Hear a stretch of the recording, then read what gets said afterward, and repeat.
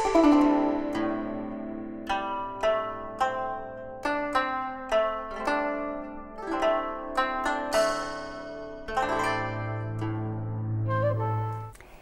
alaikum wa rahmatullah. Welcome to the Muslim family in Europe. Is me, Mahnaz Bahaji. The art of listening, it's a crucial things for human being to know. And also, this art of listening being recommended by Prophet Muhammad and Ja'far Sadiq alayhi salam. The best communication between two friends, husband and wife, mother and children, and father with his kids. So one has to know how to speak and how to listen, and the communication and relationship would be in a higher level. Today I have got Miss Rosanna, and your surname is she's Italian, quite difficult for me to say. Is it Clara? Yeah? Chiarelli. Chiarelli. Yeah. Rosanna Chiarelli, welcome to the program. She is a filmmaker and also creative life coach. And we have got over here Elena Renier, yes, and she's another one, Italian, and she's a medical herbalist with NLP practitioner, which she's going to explain for us. Stand for what? NLP. That's neuro-linguistic programming. Neuro-linguistic program. Both of you, welcome to the program. We want to elaborate how to learn to listen, and that's in other words called coaching. Both of you, welcome. Elena, I will start with you. You're the herbal medicine practitioner. I run a clinic. And but NLP stands for? That's neuro-linguistic programming, and that's an ensemble of advanced technique that derive from personal development, coaching, and hypnosis. Okay. So now, but my question over here, how can coaching assess parents? Well, coaching is important because it gets a person to go from where they are to where they would like to go. It's a form of facilitation. So it does not impart knowledge, but simply facilitates the person's journey by using a number of techniques, both conversational, in my case, hypnotic, that will help the person release negative emotions, letting go of negativity, and raised to a higher level of leadership. So a parent is a leader to the child, as well as a teacher is a leader to the children.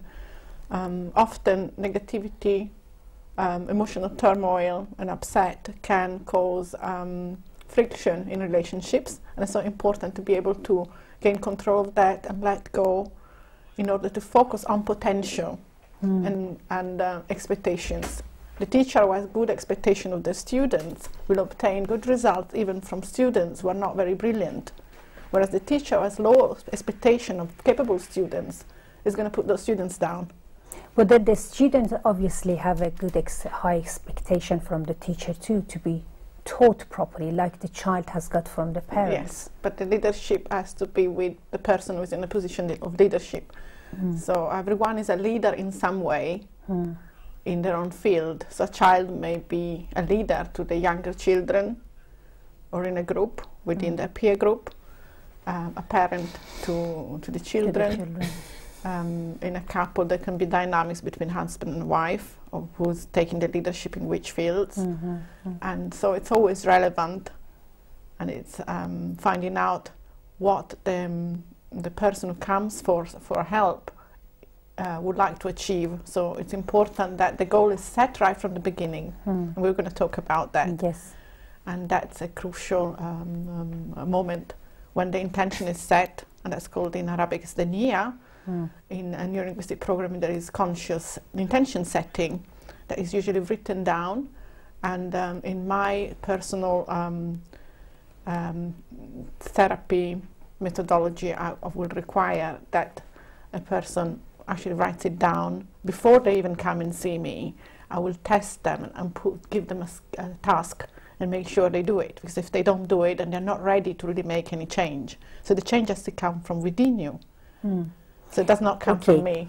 So you're calling stuff that's niyyah in Arabic, intention. We're coming back to that. It's a very important point to elaborate a bit further. What's your opinion on that? How do you assess them? How important is coaching? Coaching is very important as you said in the introduction, the art of listening. Coaching is life coaching is a relationship between the coach and the client, and the first thing really is, from my part as a coach, to listen, and it's a very focused listening. The conversation that goes between me and the client, it's different from the listening I'm doing with you now, because I can relate to you in a different way. When I conduct a session with a client, the agenda is the client. So again, in coaching, it's very important to have an intention to begin at the beginning of the session, so that we have a goal for each session as well, about what we want to achieve throughout our conversation. So the focused listening is very important, and that's one thing that is very beneficial to a parent, because as far as I know, nobody actually, there's no school for parenting really, and nobody teaches you how to be a parent, and you learn it from your parents. And it's also very easy to move and perpetuate certain patterns. So if you want to break free from certain maybe mistakes that have been made in the past, with life coaching, you have actually someone who listens to you as a parent, first of all. And when you actually experience being really heard, you start, even just that, you start seeing changes. And the second thing is the life coaching session. As a coach, I ask questions that can be open or closed questions, but I never suggest, I never influence the client. They are technique that teach a person how to reach their own answers by themselves. In other words, I don't tell or I don't suggest, because the best way for us to learn, for each of us to learn, is to actually come to the conclusion ourselves. So it's like a journey. It's a journey of a relationship that lasts through time, and we explore things, we explore techniques, we explore ways of looking at the situation from different angles. And the major improvement is about communication. So a parent can benefit from coaching sessions to improve that communication with the children. So, in fact, if a mother come to you for, this process has to be how many sessions, so it would help her, like Elena says, to change yourself within. Yes. Yes. So it just basically, she's going to talk about the pattern she's been trapped from the parents, grandparents, or the culture. That's how it goes, yeah?